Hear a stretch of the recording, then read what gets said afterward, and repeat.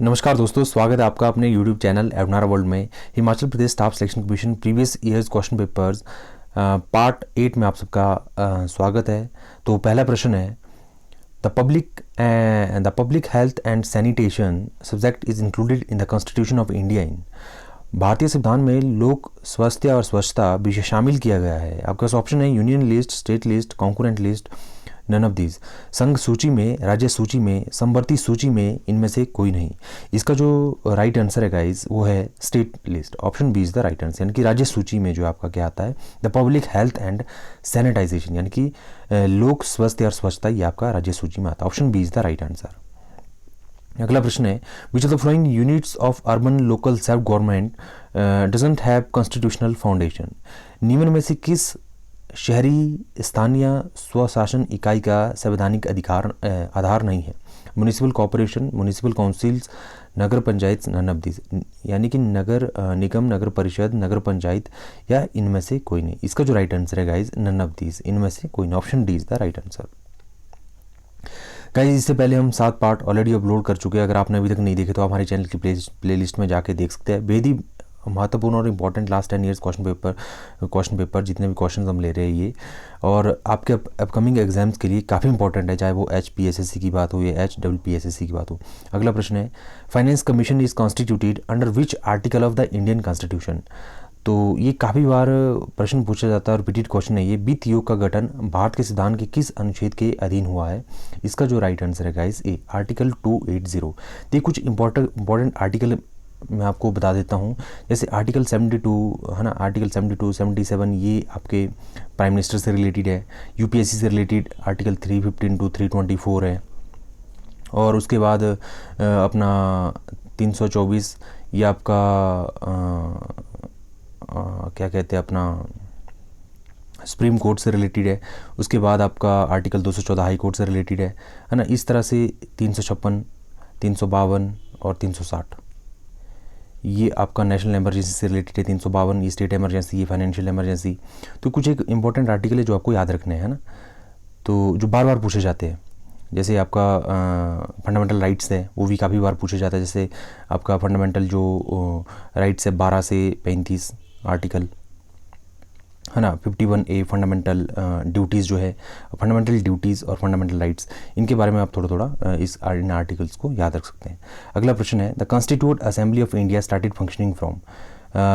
जो भारत की संविधान सभा ने कार्य करना प्रारंभ किया, आपका जो ऑप्शन है 9 दिसंबर 1946, उसके बाद 1 जनवरी 1947, 15 जुलाई 1946, इनमें से कोई नहीं। इसका जो राइट आंसर है गाइज, कॉन्स्टिट्यूएंट असेंबली ने वर्क करना शुरू किया 9 दिसंबर 1946। Option A is the right answer. अगला प्रश्न है, the fundamental duties of the citizens are included in Indian constitution by which amendment act. तो इसका जो राइट आंसर होगा गाइज 55 का, ऑप्शन ए, यानी कि 42 पर जो संविधान संशोधन हुआ था उसमें जो आपकी फंडामेंटल ड्यूटीज़ को क्या किया गया, एडप्ट किया गया। और जो 42वां संशोधन हुआ था 1976 में, इसी में ही जो सेक्युलरिज्म, उसके बाद जो अपना क्या कहते हैं, जैसे आपके धर्मनिरपेक्षता, स्वतंत्रता, अखंडता, ये शब्द भी इसी में जो क्या किए गए थे, डाले गए थे 42 में। ठीक है गाइज, ये आपको याद रखना है। और कमेंट सेक्शन में आप हमें बताएंगे कि फंडामेंटल ड्यूटीज़ हमारी कितनी है और फंडामेंटल राइट्स हमारे कितने हैं। और साथ में आप ये भी बताएंगे कि फंडामेंटल राइट्स जो आपका अपना 44th अमेंडमेंट में जो है फंडामेंटल ड्यूटीज़ को कितना से बढ़ाकर कितना किया गया। अगला प्रश्न है, who is known as the second law officer of India. भारत के द्वितीय विधि अधिकारी के रूप में कौन जाने जाते हैं? Chief justice of India, law minister of India, attorney general of India, solicitor general of India. इसका जो राइट आंसर है guys, solicitor general of India. Option D is the right answer. Who is known as the second law officer. तो first law officer कौन सा होता है? Attorney general of India. तो second law officer कौन सा होता है? Solicitor general of India. Option D is the right answer. अगला प्रश्न है, how many members of the Anglo Indian community can be nominated by president of India to the Lok Sabha. भारत के राष्ट्रपति द्वारा एंग्लो भारतीय समुदाय के कितने सदस्यों को लोकसभा के लिए मनोनीत किया जा सकता है? 1, 2, 10, 12। इसका जो राइट आंसर है guys, only 2 is the right, second option B is the right answer. अगला प्रश्न है, the chairperson of the Lok Sabha is designated as. Lok Sabha का सभापति इससे पदनामित होता है the vice president, the speaker and the president, the chairman, ये तो बहुत आसान है। द स्पीकर उसको कहा जाता है, क्या कहा जाता है गाइस? स्पीकर। आजकल 2021 में स्पीकर कौन है लोकसभा के? ओम बिरला। अगला प्रश्न है the provisions related to official language of India can be amended by, यानी कि भारत की राजकीय भाषा से संबंधित प्रावधान संशोधित किए जा सकते हैं। आपका ऑप्शन है simple majority, minimum 2/3 majority, minimum 3/4 majority, can't be amended. 59 का जो आंसर होगा guys minimum 2/3 of majority. Option B is the right answer. अगला प्रश्न है which of the following high courts has the territorial jurisdiction over Andaman and Nicobar island, Andaman Nicobar द्वीप समूह पर निम्न में से किस उच्च न्यायालय का क्षेत्राधिकार है? आपका ऑप्शन है आंध्र प्रदेश, कोलकाता, मद्रास, उड़ीसा। इसका 60वें का जो राइट आंसर होगा गाइज वो होगा हमारे पास ऑप्शन बी, यानी कि कोलकाता में, यानी कि अंडमान निकोबार द्वीप समूह पर निम्न में से किस उच्च न्यायालय का क्षेत्राधिकार है? Kolkata. Option B is the right answer. अगला प्रश्न है national income estimates in India are prepared by, NITI Aayog, RBI, central statistical organisation, Indian statistical institute. Bharat में राष्ट्रीय आय का आकलन किसके द्वारा तैयार किया जाता है? इसका जो राइट आंसर है guys central statistical organisation. Option C is the right answer. Comment section में आप बताएंगे कि सेंट्रल स्टैटिस्टिकल ऑर्गेनाइजेशन का हेडक्वार्टर कहाँ पे है।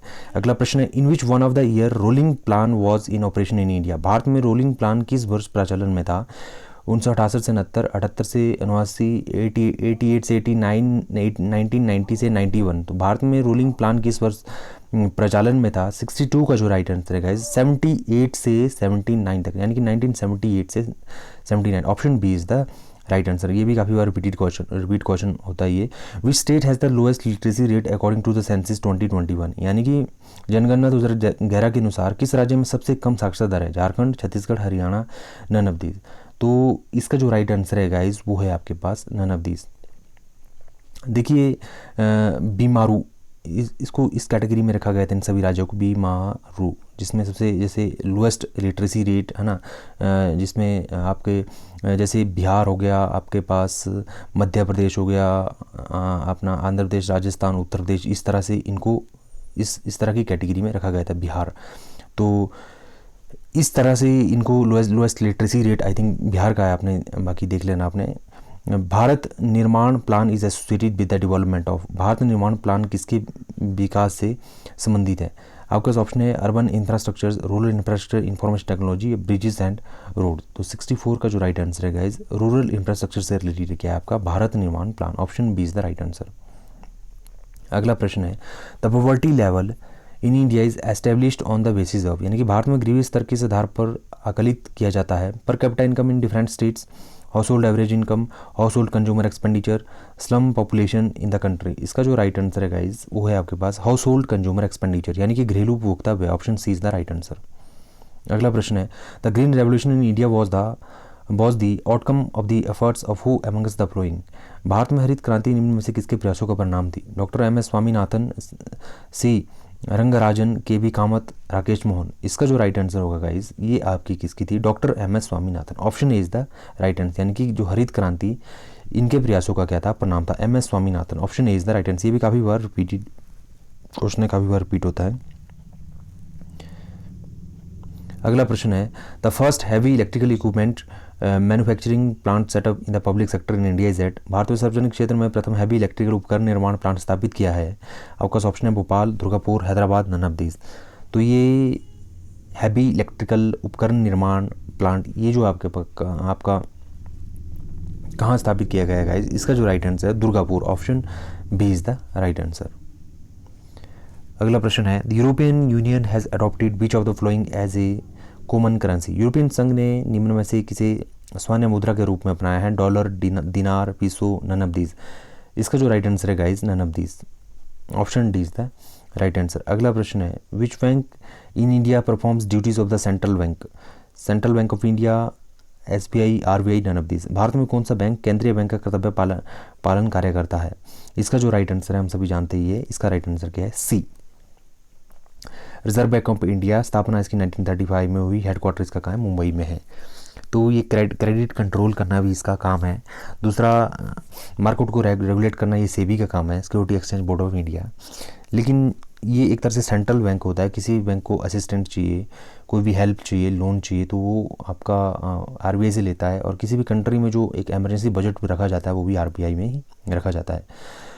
अगला और लास्ट क्वेश्चन है, which of the following is the most important item of expenditure of the government of India revenue account. निम्न में से कौन सा राजस्व खाता भारत सरकार का व्यय का सर्वाधिक महत्वपूर्ण मद है? Defence, subsidies, pension and interest payments. तो 70 का जो राइट आंसर का interest payments, option D is the right answer. तो सबसे ज़्यादा expenditure of the government of India, किस सरकार का सबसे पैसा ज़्यादा खर्च कहाँ होता है गाइज? आपका ब्याज भुगतान में, है ना। जो बड़े बड़े अमीर लोग होते हैं उन्होंने बैंकों में काफ़ी पैसा रखा होता है, तो काफ़ी ढेर सारा इंटरेस्ट उनको देना पड़ता है। तो ये थी गाइज, ये था हमारा part 8 Himachal Pradesh staff selection commission previous question papers. तो इससे पहले के सारे पार्ट हमने अपलोड कर लिया, आप देख सकते हैं। रोज़ हम एक पार्ट अपलोड करते हैं, बेहद इंपॉर्टेंट वीडियो आपके अपकमिंग एग्जाम्स के लिए। अगर आपने अभी तक हमारे चैनल को सब्सक्राइब नहीं किया तो कृपया चैनल को सब्सक्राइब करें, वीडियो को ज़्यादा शेयर करें और लाइक करें। और बहुत ही इंपॉर्टेंट ये सीरीज लास्ट 10 ईयर की हम आपको लेकर आए हैं। अगर आपने देखा होगा कि जितने भी एग्ज़ाम्स एचपीएससी कंडक्ट कर रहा है उसमें हर एक एग्ज़ाम में कम से कम 10 से 15 क्वेश्चन प्रीवियस ईयर रिपीट हो ही रहे, चाहे जीके के हो, चाहे एचपी के हो, चाहे इंडिया के हो। मिक्स सीरीज हमने ये आपको डाली हुई है प्रीवियस ईयर में, एचपी प्लस जीके, बीच में एचपी के भी क्वेश्चन आ सकते हैं, तो आपने उसको भी कवर करना है। तो एग्ज़ाम से एक मंथ पहले आप इन वीडियोज़ को देखिए और जस्ट स्कैन कीजिए। ब्रीफ में आपको मैं इन क्वेश्चंस को बताता हूँ, बाकी डिटेल्ड में भी हमने वीडियो बनाई है, उनको आप देख सकते हैं, वो काफ़ी लेंथी वीडियो रहती है। लेकिन जस्ट स्कैनिंग के लिए एग्ज़ाम से पहले जस्ट एक तरह से क्विक कि किस तरह के क्वेश्चन पूछे जा सकते हैं, आपको एकदम मतलब याद रह जाएंगे अगर आप एग्ज़ाम्स के 1 मंथ पहले इन सारी वीडियोज़ को देख के जाओगे। तो इससे आपको ये फ़ायदा होगा, फाइनल कटअप में अवश्य आपका नंबर आएगा। तो थैंक यू, आज के लिए बस इतना ही। मिलते हैं पार्ट 9 के साथ, तब तक के लिए आप सबका प्रेम बहुत बहुत धन्यवाद।